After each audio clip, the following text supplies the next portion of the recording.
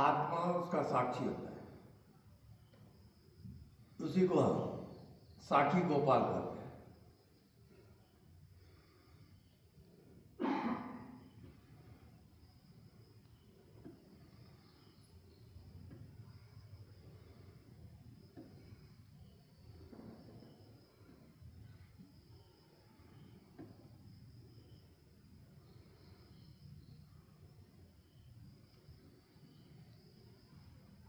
ना वहां पर कोई मन है,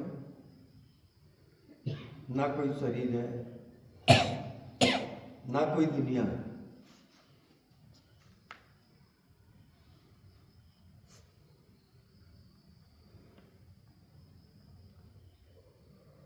जो आपके भीतर साक्षी है, वो साक्षी सर्वत्र है, अनंत है और पूरे ब्रह्मांड में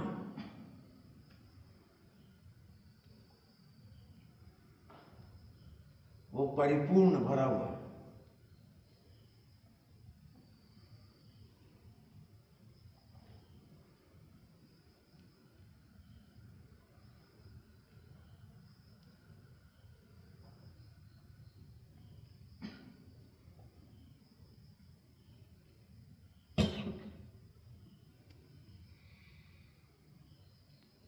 आप कभी साक्षी के साक्षी नहीं हो सकते। आप मन के साक्षी हो सकते हो, शरीर के, संसार के, विषय के आप साक्षी हो सकते हो, पर साक्षी के साक्षी आप नहीं हो सकते, क्योंकि साक्षी सबसे परे है, वो विषय रहित है।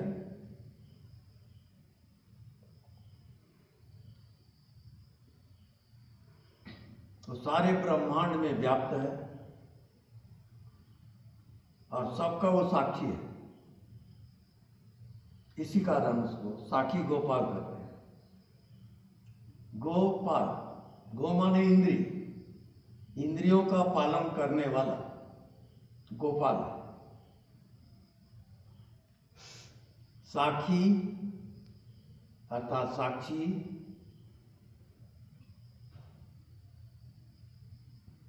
साक्षी कभी विषय नहीं बनता। वो आपके मन के, बुद्धि के, इंद्रियों के, जन्म के, मृत्यु के, सुख के, दुख के, सबका साक्षी है। साक्षी को आप विषय नहीं बना सकते, क्योंकि वो स्वयं परमात्मा का स्वरूप है। साक्षी विषय में नहीं आता, वो विषय का साक्षी होता है, पर साक्षी के साक्षी आप नहीं हो सकते किसी भी हालत में। साक्षी विषय कभी नहीं बनेगा। इस कारण उसको कहते हैं साक्षी गोपाल। गोपाल, गो माने इंद्री, इंद्रियों का पालन करने वाला गोपाल। अब जन्म लेना और मृत्यु होना, ये इसका चक्र है। साक्षी पूरे जीवन का अंतिम रहस्य है।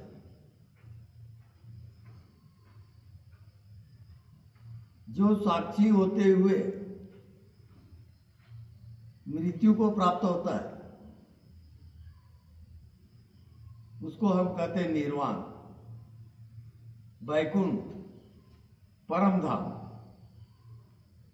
वो है साक्षी। आप जिंदगी भर साक्षी को विषय नहीं बना सकते किसी भी हालत में। साक्षी विषय कभी नहीं बनेगा। ये जन्म, ये मृत्यु, वो सबका साक्षी है। साक्षी का न जन्म होता, न मृत्यु होती।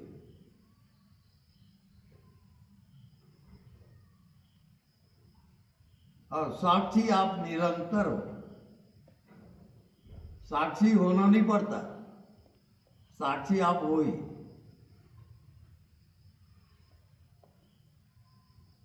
साक्षी को आप साधना नहीं बना सकते, क्योंकि जो भी आप साधना करोगे उसका भी वो साक्षी है। आपकी मृत्यु हो रही है, उसका भी साक्षी है वो। पूरे ब्रह्मांड में साक्षी, चाहे वो देवी देवता क्यों ना हो, सूर्य चंद्रमा क्यों ना हो, वो सबका वो साक्षी है। इस कारण उसको साक्षी गोपाल कहा जाता है। और वही आपकी आत्मा है, उस साक्षी का नाम ही आत्मा है। वो मन का साक्षी है, बुद्धि का साक्षी है, आपके जन्म मृत्यु का साक्षी है। साक्षी परमात्मा की आंख है, इस कारण उसको कहते हैं साक्षी गोपाल।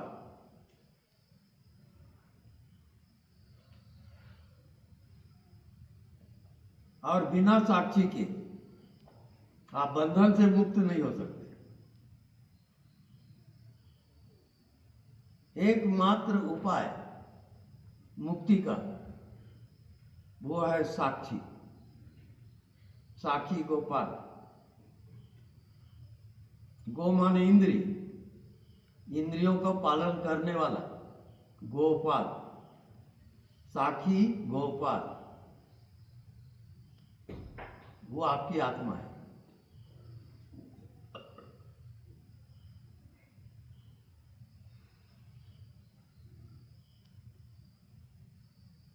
जिंदगी भर आप जन्म से लेकर मृत्यु तक जो भी आप कर्म करोगे उसका वो साक्षी रहेगा, चाहे पाप हो चाहे पुण्य हो, वो सबका साक्षी है।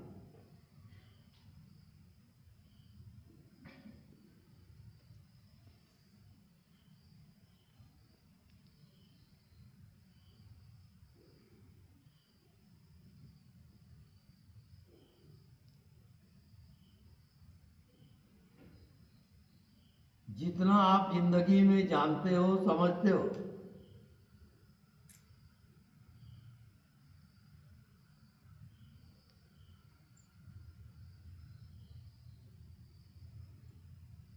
वो साक्षी अंतर्यामी है और सब कुछ जानते रहता है।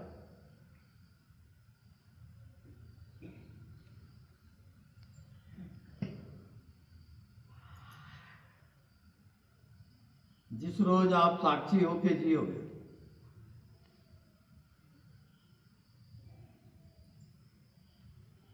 वही मुक्ति धाम, परम धाम, उसी का नाम वैकुंठ है।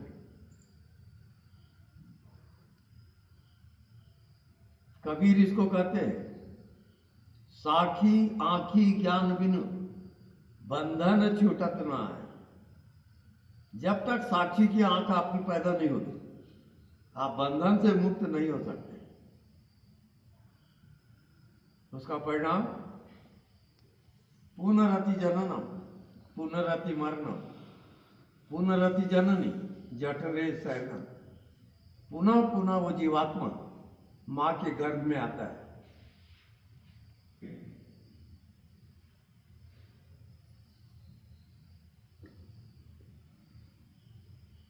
और इस प्रकार से वो उसकी यात्रा होती है जीव की। बार बार वो जन्म लेगा और मृत्यु को प्राप्त होगा। ये उसका कोर्स है, ये उसका चक्र है जीवात्मा की। और जैसे ही आप साक्षी होके जीते हो,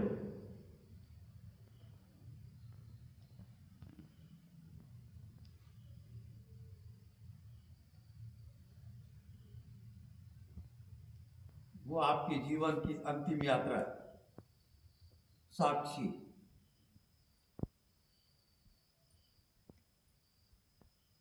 कोई भी अदालत आज तक साक्षी को सजा कभी नहीं देती। साक्षी की सजा होती ही नहीं, क्योंकि वो केवल गवाह है। जो घटना घट रही है उसका गवाह है, वो इन्वॉल्व नहीं है।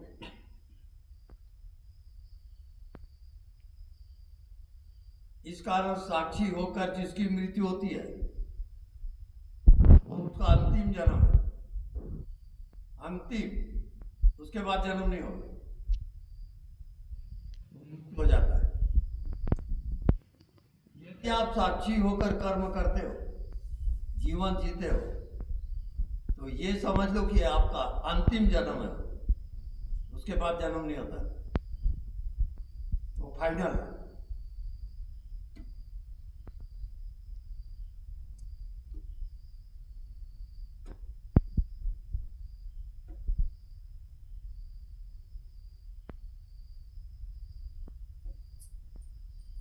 जो भी आपके मन में हो रहा है वो सब जानता है अंतर्यामी,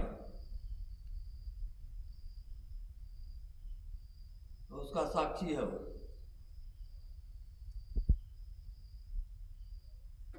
आप कहते हो कोई नहीं जानता,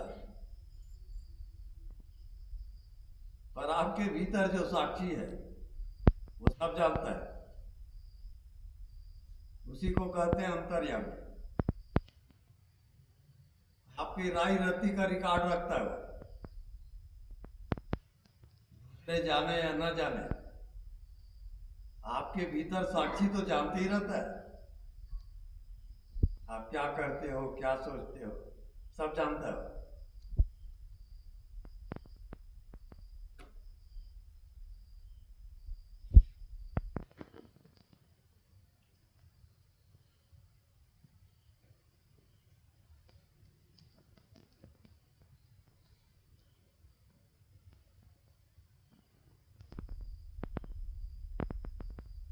साक्षी को आप किसी भी साधना से पकड़ नहीं सकते, क्योंकि आपकी पूरी साधना को साक्षी है।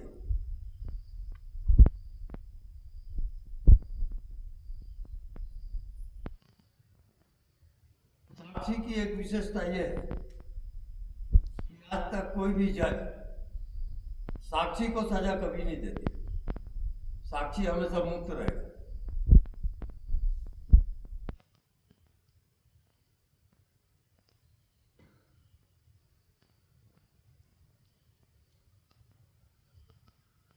जो आपके मन में हो रहा है और जो जो जिंदगी में आपकी घटना घटेगी वो सबका साक्षी है, वो राई रत्ती आपको जानता है।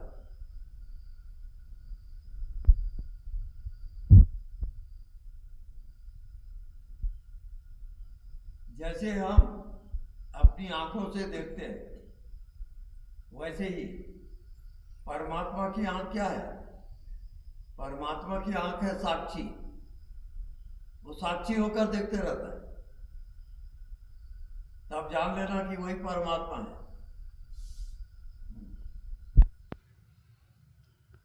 तो साक्षी आंखी ज्ञान बिनु बंधन छूटत ना है। जब तक आपके अंदर साक्षी की आंख पैदा नहीं होगी आप बंधन से मुक्त नहीं हो सकते। केवल साक्षी ही बंधन से मुक्त होता है, दूसरा कोई उपाय नहीं। यह फल साधन ते नहीं हुई, तुम्हारी कृपा पाव कोई कोई, ये कृपा साध्य है, साधन साध्य नहीं है।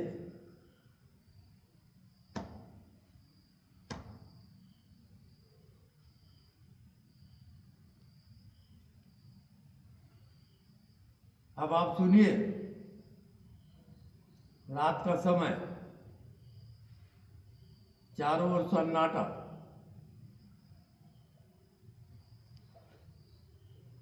आपको अस्तित्व की ध्वनि सुनाई दे रही है क्या? जी बोलिए। हाँ जी। हाँ जी, बताइए उस ध्वनि को।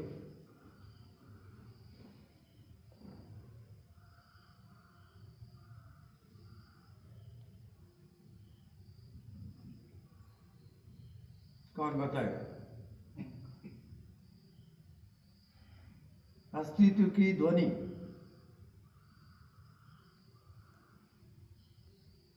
बिल्कुल साइलेंट हो जाए, कुछ भी सोचे मत, समझे मत, पूरी तरह से मौन हो जाए, आपको सुनाई देगी वो।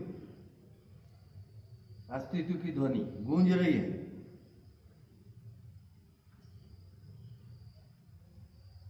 बताइए आप क्या सुन रहे हैं?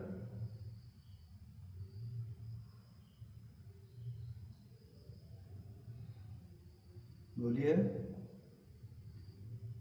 कुछ सुनाई दे रहा है कि नहीं?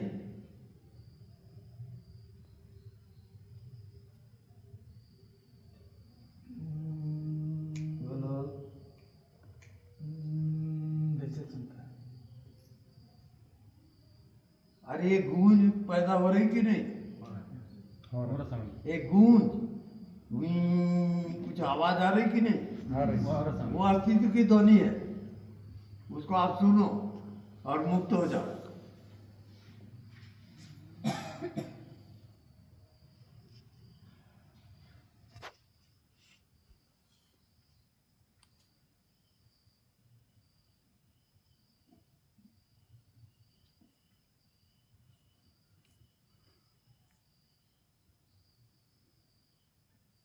अब वो ध्वनि जो सुनाई दे रही है,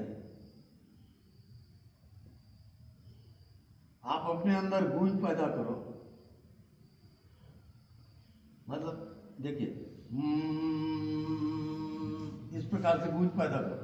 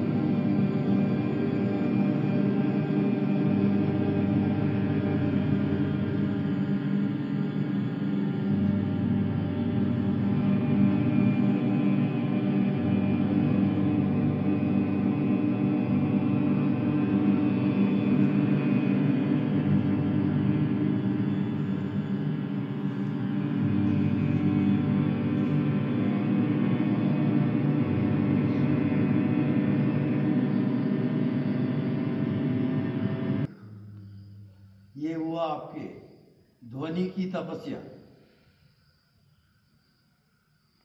आप इसमें तप करो, निरंतर खाली हो तो गूंज जाएगा।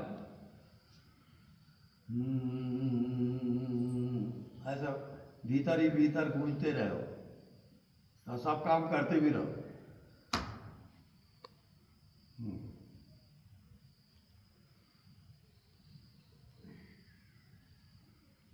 अब ये ध्वनि की साधना आप निरंतर कर सकते हो। निरंतर काम करते उठते बैठते ये साधना आपकी जारी रहेगी। उसमें आपका मन बुद्धि आएगा नहीं, कोई अटैक नहीं कर सकता, माया वहां जा नहीं सकती, क्योंकि अस्तित्व की ध्वनि है, ये याद रखना।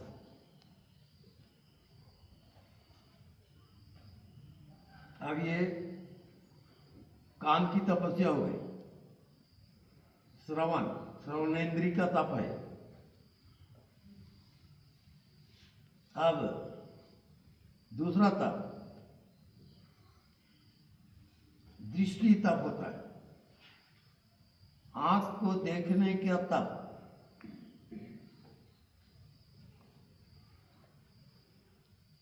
ये कैसे करोगे? आप एक दूसरे के पैर बनाओ आपस में, चलिए आमने सामने एक दूसरे को हो जाओ और एक दूसरे की आंख को देखो। यार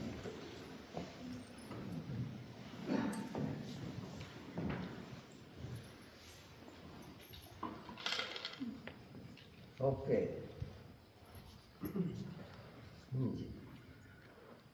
राइट राइट, चश्मा निकाल दे। राइट राइट, करेक्ट करेक्ट,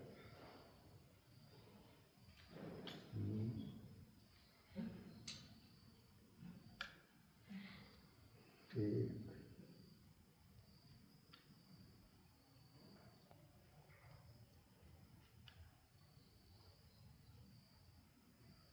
उधर आप लोग अकेले अकेले बैठे हो, एक दूसरे के आंख से आंख मिला के देखो।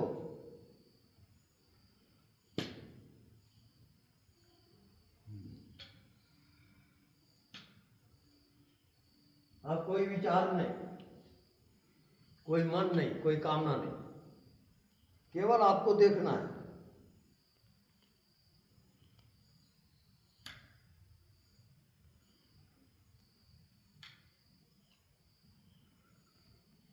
देखते देखते आप बॉडीलेस हो जाओ, no body no mind.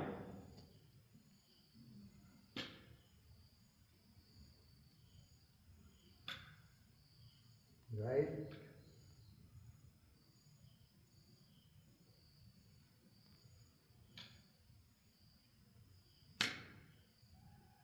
Right, correct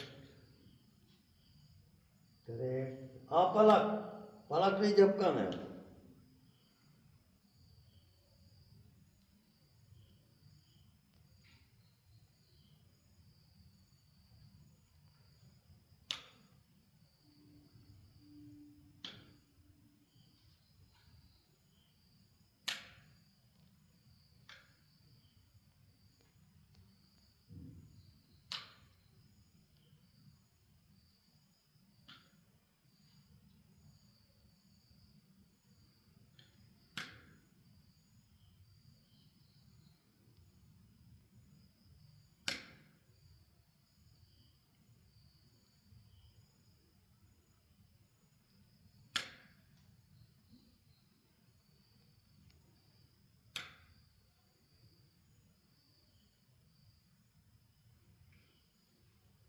आंख पे कोई तनाव नहीं,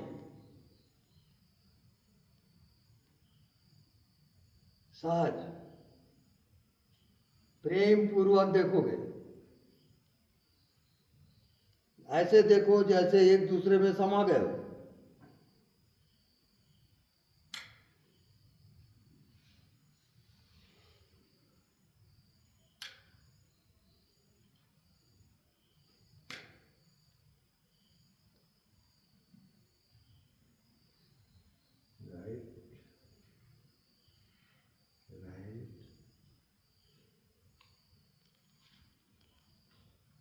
सिर्फ देखोगे, कोई विचार नहीं।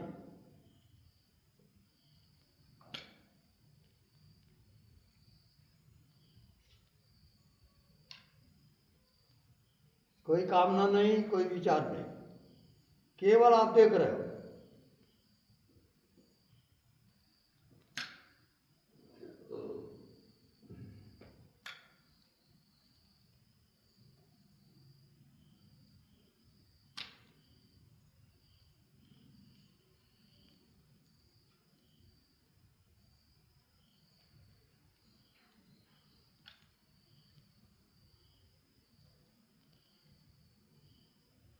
और जिसका भी पलक गिरेगा वो हार जाएगा। आप पलक,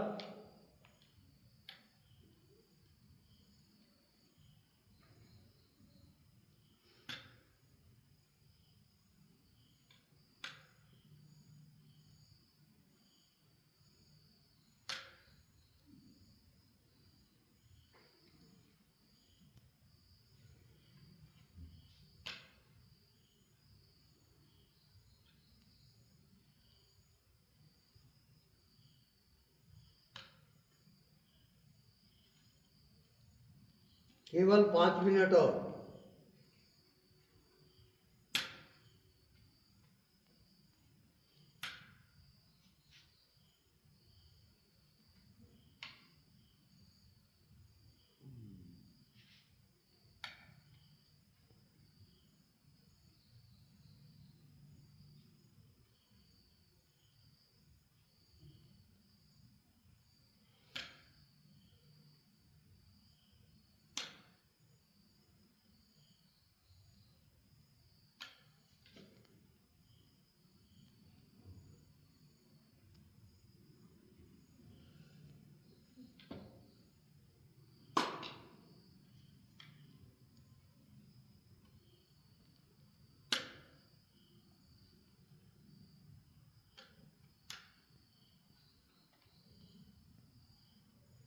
केवल 2 मिनट।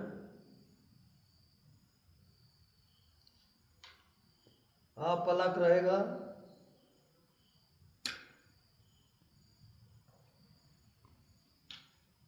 कॉन्स्टेंट। एक दूसरे की आत्मा में प्रवेश करोगे, भीतर जाओगे, उसके अंदर।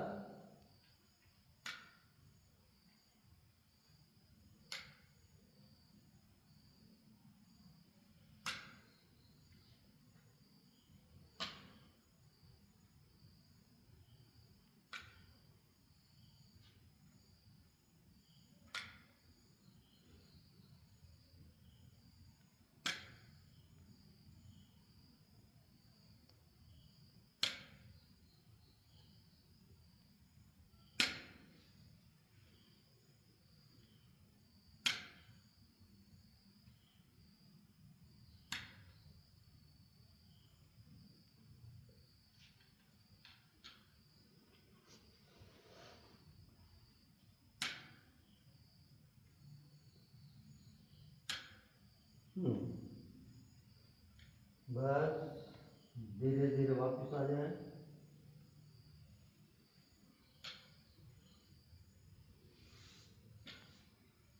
आप लोग खड़े हो जाओ और एक दूसरे को गले मिलो।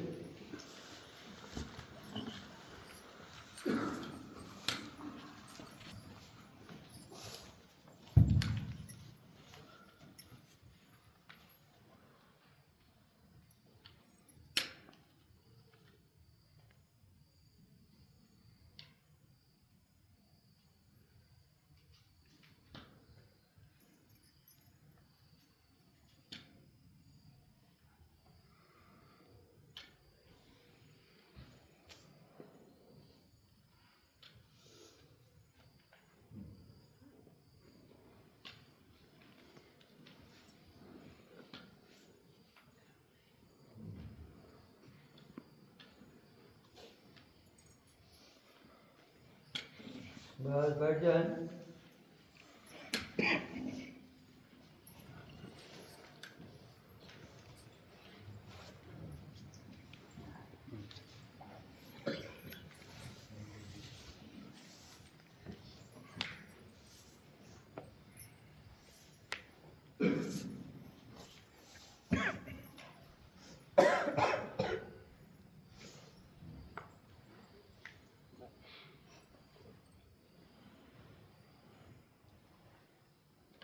ये ध्यान घर में जब कोई ना मिल रहा हो तो आप दर्पण के सामने खड़े हो जाए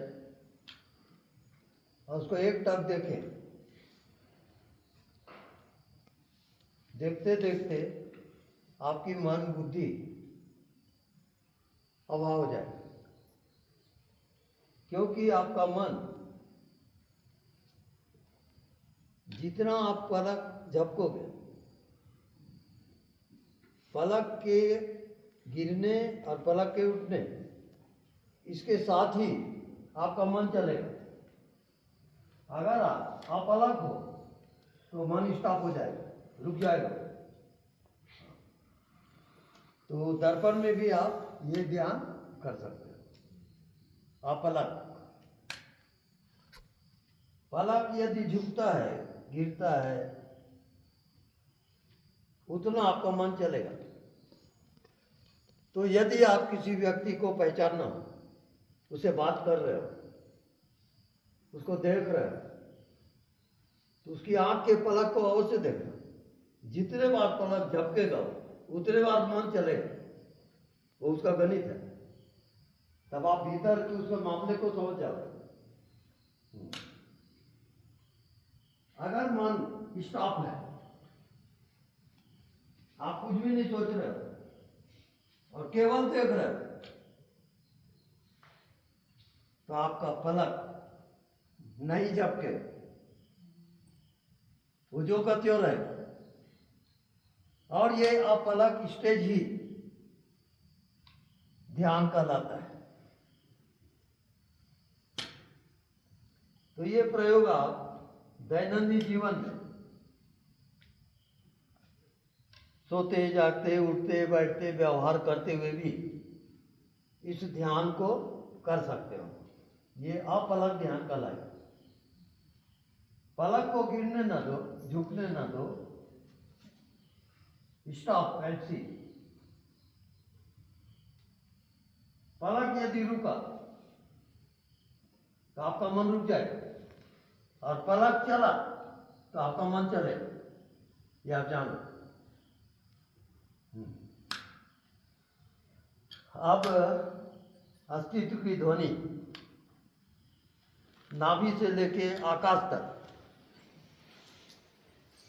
उच्चारण करोगे ओंकार ध्वनि का। आकाश तक आपका ध्यान जाना चाहिए। चलिए।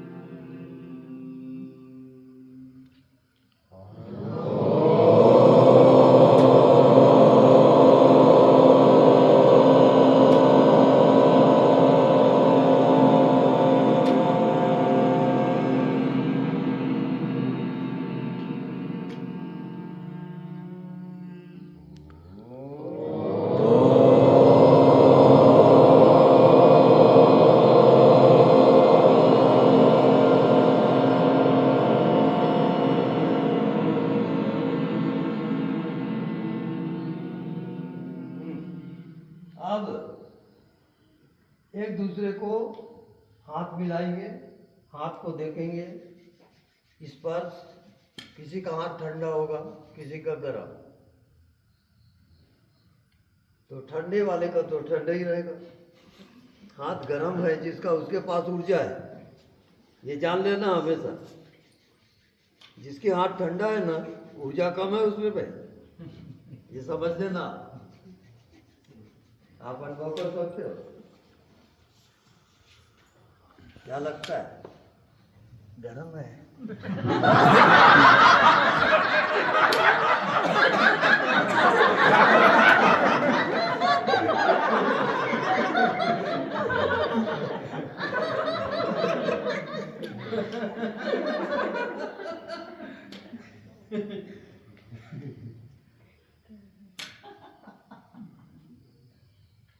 एक बात फिर से।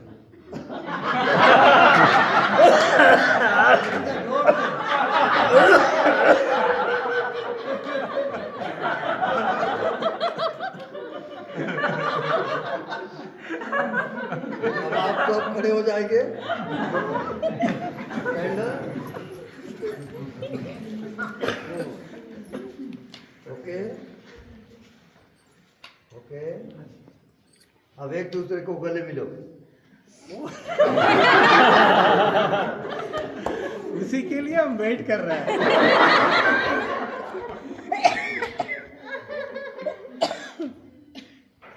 बहुत बढ़िया ये है आपका आत्ममिलन रखो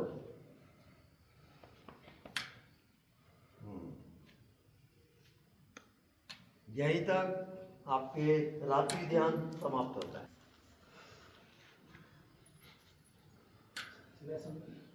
चले ओके